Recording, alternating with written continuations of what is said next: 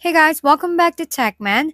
Today, let me show you how to fix Minecraft error code D0010 couldn't access Marketplace 2025.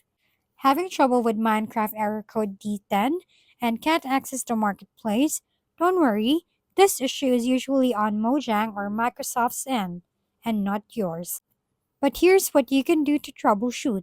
First, make sure Minecraft is updated to the latest version. Outdated builds often lose access to the marketplace. Next, check your account. Ensure your Microsoft and Mojang accounts are properly linked. Try signing out, then sign back in to refresh your entitlements.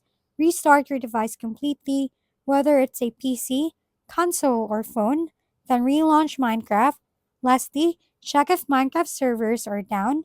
You can visit Mojang's official status page, their Twitter account, or use third-party sites like isitdownrightnow.com. If it's server side, all you can do is wait.